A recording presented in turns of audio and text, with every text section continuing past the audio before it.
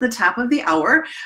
So I am going to get started. This is going to be taped if I do everything correctly, so you'll be able to watch it after as well.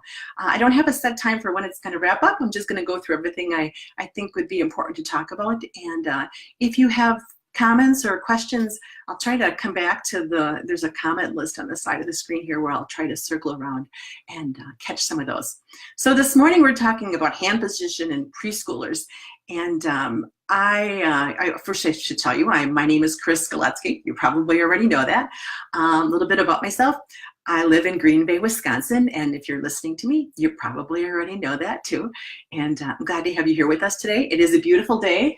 It's the beginning of fall. Fall began this weekend for all of us here in the United States, and it is going to be 71 degrees and it's sunny. So everything you've heard about the winter and the cold and snow is not true until December, January, and February. That is very true, all true. Okay, so I'm in Green Bay, Wisconsin, and I am a little bit about my history. I was a piano teacher for, gosh, over 30 years, and I taught group lessons long before group lessons existed, partner lessons, private lessons, I think you name it, and I've done it in the piano teaching department here in Green Bay and in the surrounding community. And I'm also the creator and publisher of KiddyKeys preschool music and piano materials. I say music and piano because it's kind of, music is music, right? Theory is theory. Those concepts are across the board, but we do have a piano focus. And that was really quickly born out of a need in the community. Parents were asking, we were on the cusp of that. Actually, some of you may remember, if you're about my age, piano lessons for kids started in the 2nd grade, 3rd grade. People would ask, when should my child start? And the answer would be, oh, 2nd grade, 7, 8. And then that crept down to 6 and to 5 and to 4. And now you're seeing it with 3-year-olds and sometimes 2-year-olds. And people in our community started asking. I noticed that people were looking for something like this, and it was the direct result of actually parents saying, you know, I want something for my very young child. I'm of the belief, me personally, that a 2, 1.5, 2, 2.5, 3, 4, some 5s, do better in a music and movement type environment. But I think that I always assume that they can before I assume that they can't. So it made sense to incorporate piano-based concepts. So in KiddyKeys, we are about piano as a focus in a very play-based setting, which is appropriate to a preschooler. But that doesn't mean we don't talk about hand position, right? So published KiddyKeys materials. I'm co-author of Road Trip, the Road Trip Piano Method. Probably co-authored that with, along with my dear friend Jennifer Eklund of Piano Pronto. Hi, Jennifer. Let's see what else. I'm a mom. I've got 2 kids, a son who's 28 and a daughter who's 25. And my husband, Jack, we will celebrate, I have to do the math, 38 years of marriage this October 3rd. I didn't get married when I was in my teens. I just married young. Hand position. How do we roll it into the conversation? I'm of the belief that it should be there from day one, whether you're talking a lesson with a method book or in a class, a general music and movement piano-based class. It is included so easily, so readily, and children don't think twice about it. I think that we assume that they can, we know that they can, and they don't expect elaborate descriptions. If I say hand position, not a single child is going to say, what do you mean, Miss Kris? I'm going to just talk about it and roll it into our actions, through stories, through our manipulatives, through time at the piano, so that it becomes very much just an integrated facet of their learning, of their educational environment. And again, this holds true for whether they're in a group class or a private lesson. I think that hand position and the discussion of it and the action of it should be there from day one, because it's a foundational piano skill, isn't it? At the end of the day, our goal is likely to build our piano studio with these children, or move them into private lessons or group lessons, semi-private, whatever you're doing, 20-20-20 or deluxe lessons. And we want them to have a solid foundation as they go through, because you can't really backtrack foundation for our hand position, can we? I always call them pancake fingers. We don't want pancake fingers at the piano. And you can use whatever visual cue works for you. We want to bring them up, and we always call them bubble fingers. So from day one, to integrate the terminology that works for you. Children love a good visual. We'll talk about some manipulatives and things you can use, story time and eggs and octopuses and things like that, to give them something that's very tactile at the same time. Children like a visual, children like an oral, children like something they can feel and they can do. So from day one, I would say get hand position in your conversation, right? I'm gonna just scroll down here really quick to make sure I'm not missing somebody saying, I'm not doing something. No, that's Minnesota. Yep. All right. So it looks like I've got everybody. Nobody's saying they can't hear me. Oh, I've got Tina K from Australia. Hi, Tina. Glad to have you here this morning. Sandy Lowe, KiddyKeys teacher, taught me how to say good day. I hope I said that right with my Wisconsin accent. And she also goofed me up. She had me say improvisation like an Aussie, and to this day I still stumble over it. So sorry, I digress. Hand position. Find a way to integrate it from day one. Make it part of the natural part of conversation so that as they move in piano lessons, it's always a visual cue. You're going to hear me talk about bubbles. We use bubbles in KiddyKeys classes. We have a book, Bubble Fingers Are the Best. You'll see me say that. And one of these things that I have on my desk that we'll talk about first, because we always talk about bubble fingers, is bubbles. These happen to be scented bubbles. Strawberry, blueberry, and the green I did not open. And I should be able to read this. Oh, green apple. So I've got my bubbles here, and kids love bubbles. It's easily woven into a conversation. You don't have to do bubbles. I'm just saying this is something that I did in class and we did. And I will say it's a class favorite. They love bubble fingers. If they had their pancake fingers at the piano, or they were hooking their, I would say, don't hook your monkeys under the keys. No monkeys hanging on the trees. And by that, I'll just go to the piano really quick. I just mean the hooking of thumbs, the hooking of fingers underneath the keys. I would say, get your monkeys up on the keys, or your bubble fingers. Now I'm going to scoot back. Here we go. But I could say to students, where are your bubble fingers? And their hands would just go back really nicely into that position. So here's what we do with the bubbles. I spilled these on my hand yesterday. These are the blueberry ones. They smell quite delicious. And so dip, and you could use any bottle of bubble solution. You could make your own. You could use the wands. And by blowing out the bubble, and I need to catch one. There we go. Cut one. And so I had the children come up one at a time if I had a class, if they were the only one, if I was doing a private lesson, and bring their hand up over the top of the bubble. And oh my gosh, they'd be so excited that they were bringing the hand and they were hiding the bubble, and the bubble popped. They made it disappear. They love bubble fingers. You can do this with a wand where you blow out lots of bubbles and put on some music and have them use their bubble fingers to pop their bubbles. But that imagery and that action of bringing their hand over the top was enough to bring home the idea and let them see how much fun it would be, and who doesn't want to have bubble fingers. And the other thing I want to say about that is you can even, after you've, I have to wait, I have blueberry stuff on my hands now. After you've done that, or you are holding up the wand, turn it into a left hand and a right hand activity. Okay, Johnny, now can you use your left hand, and you always want to mirror, right? If you're working with preschoolers, if you say left, you want to do right, because they're going to do exactly what you did. So you would model for them how you're going to bring your left hand over the top. Because by doing so, right now we're reviewing left hand, right hand. You could use the finger numbers as part of that. And I realize that's not necessarily hand position, but all of that left hand, right hand, finger numbers, even the action of fine motor skills, which we'll talk about in a little bit, feeds that idea of hand position, what we want them to do with their hands. So you could say, let's have you do it with your left hand. Let's have you do it with your right hand. Let's have you pop that bubble with your left hand finger number 2. And that action even brings their hand very naturally into hand position. So bubbles. I say it first because it's my favorite, and at the end of our little Facebook Live this morning, I'm going to read the Bubble Finger book to you because it is one of my favorites. So bubbles, I put them at the top of my list because for me personally, I found it was a really natural way. We have life lessons in our KiddyKeys classes. The life lesson that goes along with bubble fingers is to remember to wash your hands, use soap, rub them together, and make bubbles, which of course ties into good hygiene, which we need preschoolers to practice too, don't we? So putting the bubbles to the side. The next thing I have on my desk, let's see, what can I pick? Oh, earlier I showed you Inky the octopus, and I've got Speedy the Beanie Baby. Now, if you're my age, you remember Beanie Babies being all the rage. And yes, we drove around looking for them for our children when they'd have their favorites. And our son wanted Speedy. He's 28 now, my son. And so we found Speedy. Well, look around your house. You probably have things you can use. I had these stuffed animals that lend themselves really nice to a hand position. So look, here's a nice soft turtle. And very naturally, a child can put their hand over that and feel that. You can take it to the piano. Maybe you name your turtle. You know, we use a turtle in our tempo lessons in KiddyKeys.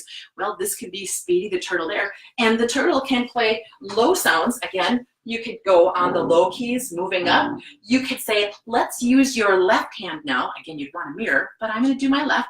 And we're going to move to the piano and play the high sounds. Same thing. Now we've integrated keyboard geography into the lesson. We've done a little bit more with the left hand and the right hand. And at the same time, we give them something soft to hold and help model that position. You probably have some stuffed animal in your house that will work for you, but I had a turtle. And the same thing with Inky. It's another beanie baby. There you go. Someday these are all going to be worth a lot of money. Anyway, the octopus, same idea. Just bringing him a hand over the top, covering up the smile. Inky's hiding from us now, right? Can you do this with your right hand? You could switch it that way. Same idea. So have fun with it. Inky can also go to the piano, and he's going to go on the low sounds as he walks up the keys. You can incorporate the idea of arm weight and lifting. There are so many different options here. Again, so it doesn't have to be a hard stroke at the piano. If you're doing a first lesson, wouldn't something like this work great for having them come with gentle touches? Because they couldn't come in and strike the piano hard. We want them to be thinking gentle, light, moving touches from the beginning with that bubble finger or hand position. So something like an octopus is a great way, I'm going the wrong direction on my camera, to do that and bring that idea, a gentle, nice hand position at the piano. So there's my octopus. I'm working through the things in front of me. Let's go to the eggs. All right, I've got those handy dandy little plastic eggs that we have at Easter time. There we go, I have to turn them right. I just got a couple different varieties of them. This is the shorter side, here is the bumpier side. I labeled them with right and left. They would not have to be labeled, but I like to always make things, you know, multiple purpose in terms of learning. I would talk about colors. I would say, what color is this? And what color is this? And I always tell people, when you're teaching children, there is no wrong. So if you hold this up and you say, you know, what color is this? And a child says that's brown. I'd say, oh, that's actually blue. Or you can comment on the correct. If you're teaching a group of children, what color is this? And some say yellow, some say red, someone says it's orange. I would just simply say, oh, yep, that's yellow. Because they're preschoolers, right? They're learning. They're not necessarily going to come to you knowing their alphabet. They're not going to necessarily come to you knowing all of their numbers. They don't need to for preschool. I don't personally think they need to. We're going to teach them what they need to know as part of music classes. They're going to get that. And sometimes piano lessons or a preschool music class is simply another touch point in the child's life where we're going to integrate those ideas, those school readiness skills. We are all about that in KiddyKeys. We just, you know, we have an opportunity to be teaching the whole child, whether it's you washing your hands, or using their manners, or learning their colors, shapes, and in our case, hand position. So here's what I would do. I would have them pick the letters. We want to identify the L and the R, and they're going to put their hand over the top of this, makes a nice little hand shape. And I've got mine opposite because I'm modeling for the child. And if you go to the piano or your keyboard or whatever you're using as your example, same idea. That can be on the keys, and they can feel their hand shape. It's a very natural motion. You could put both hands on the piano, or you could just do one every time I come rolling back, getting my exercise. So eggs, perfect little, easy little, inexpensive way to do it. Color review, letter review, left hand, right hand, ask them to pick which one they want. You know, children don't get to control much of their lives. I think that's sometimes why they try to exert control, because so little of their life is in their day-to-day. They don't plan it necessarily. You know, that's a pretty simple little step to ask them to pick if they want to do the blue or the yellow or the green, and do they want it to be in their left hand or their right hand. You know, you're giving them the choice, and at the same time, you're asking them to take in that knowledge, right? They may have to think about it. Which is my left hand, and that doesn't mean you can't show them. But if we have them thinking about it and processing it, again, it's going to bring that idea home themselves instead of waiting. There's no point in waiting. Putting it out there, letting them digest it, let it be a part of the weekly conversation. Put those eggs, luckily they're not breakable, put those eggs at the top of your piano or on your keyboard. You could put on the right side of your piano the R, F, just as a visual cue to them that on the right side of my piano, I see the R. That's reminding me to the right. You could do the same thing with the L. Put it down to the left so that they're seeing that visual cue. L to the left, to the lower. On a tangent, which I'm guilty of doing, I did the same thing with different animals. We would decide at the beginning of the year, the beginning of lessons, which animal had a low sound, which animal had a high sound, and put those animals on either end of the keyboard or piano so that they are, again, there's that visual cue to them. They think of that cow, moo, if it's the low cow, and maybe the kitty cat, meow, that's got a high sound. Again, that's unrelated to hand position, but visual cues kind of goes to that idea. All right, the next thing I have here on my, let's talk about spiders and ladybugs. So spider fingers, think about the spiders walking on the key. We're coming up to that time of the year, right? Creepy crawlies. Some kids like spiders. I'm personally not a fan. A tip, if you got a spider in your house, spray it with hairspray, then it's immobilized and then you can relocate it or take care of it however you prefer. Anyway, ladybugs. I have my little Speedy, but if you can't do that, Jennifer Eklund, they've got these awesome squeezy ladybugs on the Music Teacher Warehouse site. And Jennifer, if you have a link, you could always, yeah, they're scented bundles. Ladybugs, yeah, Laurel has mentioned that. Jennifer, if you want to post a link to the ladybugs that you have. I love that idea too because they're squishy. We want to give them nothing firm or hard under that because hands shouldn't be hard at the piano. They should be soft. So think creepy crawler spiders on the key, ladybug, beanie babies, plastic eggs. I'll post a picture of all of these things I'm talking about after so that you have a visual reminder of what we talked about. Let's see. Oh, another thing I have two more things that are physical, but another idea is the hands on the knees. I bet some of you do this already. You know, like pancake fingers, but how can I magically turn my hands into hand position at the piano? I gotta back up for this one. So if you ask them to put their hands over their knees and bring their hand to the piano, that's it. That's their hand position. Put your hands on your knees. And there we have our hand position at the piano. Now, I can't guarantee that they're not gonna go to the piano and hook a monkey under the keys or slide into that pancake finger. It's a process. You may say this a lot, and let's play, and show me your bubble fingers. For some children, if you're doing lessons, it's easier to model and bring that hand up in the position that we're looking for around the black keys. Others do better if we just start with finger 2 and 3. You're going to have to find what works for your children.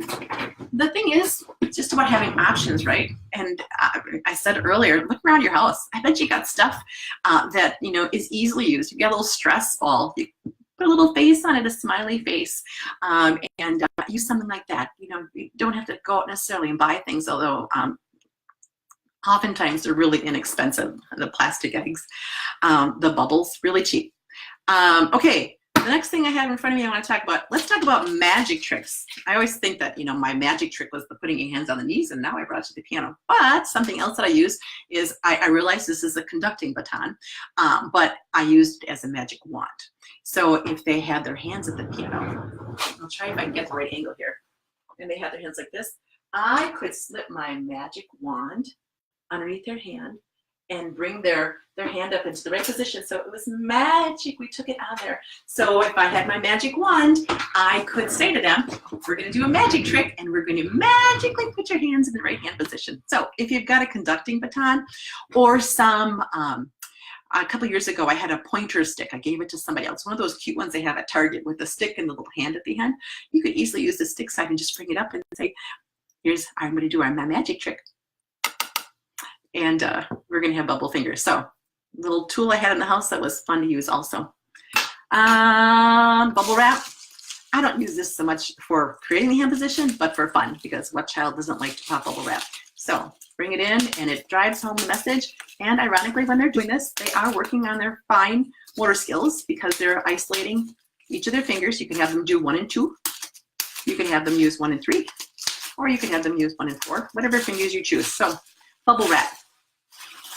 All right, let's see. Taking a quick look at my notes because I said in the beginning I tend to talk off the cuff. This is like teaching preschoolers. I never know exactly where the conversation is going to go. Let's see. No pancakes. We talked about that. Oh, finger plays. Just saying that really quickly. Don't underestimate the value in doing finger plays and fine motor skills to help with hand position. Suggestion for that would be turning on music. Music's got to be a part of their life. Put a sweet backing track on. Okay, I'm going to plug the road trip backing tracks, the super soundtracks, because the music is really good and the lyrics are there. They're easy to learn, they rhyme, and they teach at the same time. So if you use Road Trip Outdoor Adventure, the first song is called Go, Go, Go. My husband says it all the time. He says, go, go, go. So song number 1 of the Road Trip Outdoor Adventure book is all about, the words are, on the road, go there, get there fast, don't go slow. On the road, don't go slow, get there fast, go, go, go. Well, you can put that track on and say, on the road, don't go slow, get there fast, go, go, go. On the road, go there, get there fast, don't go slow, get there fast, go, go, go. Well, in the process of doing that, they're working on their internal beat, their pulse, the music, the sound. They can say the words, great for vocabulary. And they're working on their isolating their fingers. And lo and behold, every time they make that 1 and 2, 1 and 3, they're bringing their hands into the right shape. So something like that. You could put just a basic backing track on a keyboard or a piano and do it along with that. And do 1 and 3, 1 and 4, 1 and 5. Doesn't have to be a finger play per se. Now let's use our left hand. I'm mirroring, I'm doing my right because I said my left. Always want to do the opposite with a preschooler.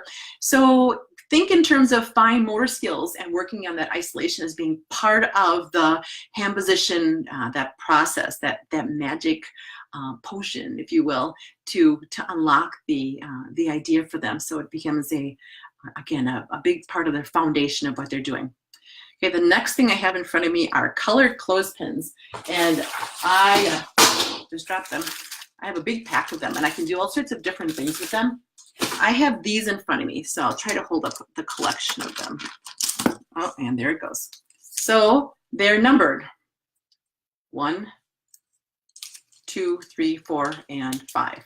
All right, and then I have an L on this one. So to me, that would mean it's a left-hand version, finger number 2, right? And I have the same thing over here, and I have them done also, and I have some right-hand ones. So what do I do with the clothespins? Well, it can be kind of the same idea as the whole finger play thing. So finger strength is important, right? It says R. What color is this? It's green. Yeah, you're right, it's green, and there's an R for your right hand. So we're going to use it with our right, and you can do a couple things. I don't stress over the strength of it, but if they're able to, they could do this to the pulse of the music, right? But we don't want to get too hung up on that. They're little. And if your particular clothespin is hard to pinch, they're not going to get it, right? But we could try to do it along with the beat, or we just try to squeeze it, right? It could be as simple as having them identify which paper or which clothespin goes with which finger. So this would be finger number 1, and they're going to sort them out in the order 1, 2, 3, 4, 5. So you can mix the clothespins up. You can play with them. Let them do the squeezing. Find finger. Okay, so I put them in front of me. I've got them laying here. Susie, will you pick a right hand, finger number 3? Susie's got to look. Okay, great. Susie, what color is that? Oh, it's blue. You're right. All right, let's match the clothespin with your 3rd finger, and we're going to do some finger exercises, and we can try to do it to the beat of the music or not. Doesn't have to be. Again, this is a hard one, but we're reviewing color, we're reviewing finger numbers, we're reviewing left hand or right hand, and it gets their hands in that position again, where they're seeing how that's going to look when they've curved their hands. So clothespins, bright colored ones, are a really inexpensive way and gives you lots of options for reviewing hand shape, fine motor skills, hand position, color, letter. All that stuff is the good stuff, right? Okay, the last thing I have in front of me is my wee little pumpkin. I love pumpkins. I like pumpkins because they make the perfect little hand position for a child. So I'm always really excited when it gets to be fall and I can go to the store and get a teeny tiny little pumpkin. Actually, I think it's a gourd, isn't it? So I would bring this and I would put it on my piano. They would know exactly what we're going to do with it.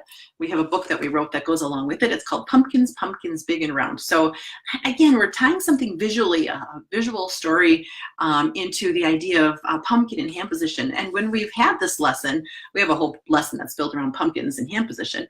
I put that on the keyboard at the piano. I want them to see it. And it'll last for weeks. These little things just stick around forever. And if we're singing our welcome song in the beginning of class, every child gets a chance to hold it. I have them hold it like this. So they're seeing and feeling their hand position at the piano, what we want to model. So again, you know, when you're looking around, you go in the store, you're like, oh, look at that. That would be a great little idea for a class. Like I said, or take a look around your house. You're going to find all sorts of little things. So this is what Tiny Pumpkins and Bubbles have in common. They both help teach and model the foundational skill of hand position. Let's see, where are we at here? Oh, we're just coming up on 10:25. I'm going to take let's see, let me look at my notes. Oh, the goal, hand position. It's a process. It is not going to happen after one lesson, likely. It may happen in that lesson, and then you have to address it again and again, but it's a process. If you're dealing with a 2-year-old, a 3-year-old, a 4-year-old, they're not the same. You know, when I see teachers post and they say, I've got a 3-year-old that does this, or I've got a 4-year-old does that, or what can they do? Depends on the child. There is no developmental, there may be a standard, but they're never the same. I have seen 2-and-a-half-year-olds with better fine motor skills than some 5-year-olds in some of my classes. They're all different. The thing is, they can all be taught, they can all be worked with, and they can all enjoy the process. It's just a question of finding them where they are and meeting them on that road and directing them to, in the terminology or with the methodology that is working for you in your studio. And again, there is no one size fits all for teachers. There's no one size fits all for kids either, for little ones. Let's see. So the goal is that this is a process. No kids are the same. We're all about letting them play while they learn to play. So it's okay to play with these tools. They're children, you know, they're meant to play. Some of the best things I've learned about using tools have been from the kids themselves. Let them freely explore, and what do they see? What can they find in the room? Maybe you have a little hand position search in your studio. What can they find that looks like hand position? What did they have for breakfast? Did they have cereal that was round? Did they have a bagel? Their lives, you know, we can cue in to that imagination that they have, that they all possess. We would do ourselves a great service to listen to that more, because a child's eye is sometimes more, more tuned in than our adult eye, right? We're busy with life. We've been doing what we've been doing for as long as we've been doing it.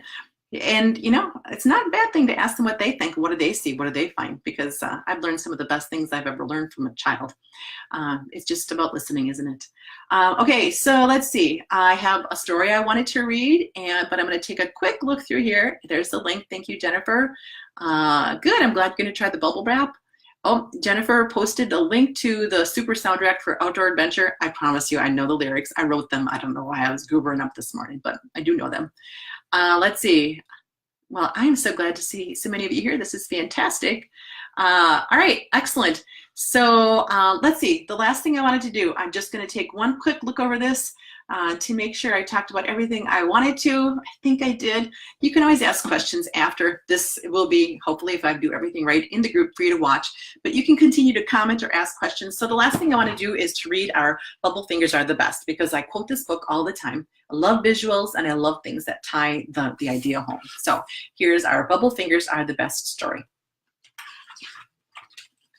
One day, Skip asked just how to hold his hands when he plays piano. I gotta get the camera right, there we go. His friend Melody answered, it's really quite clear. Place your hands around a bubble that's clear. You'll gently hold your bubble so it does not pop.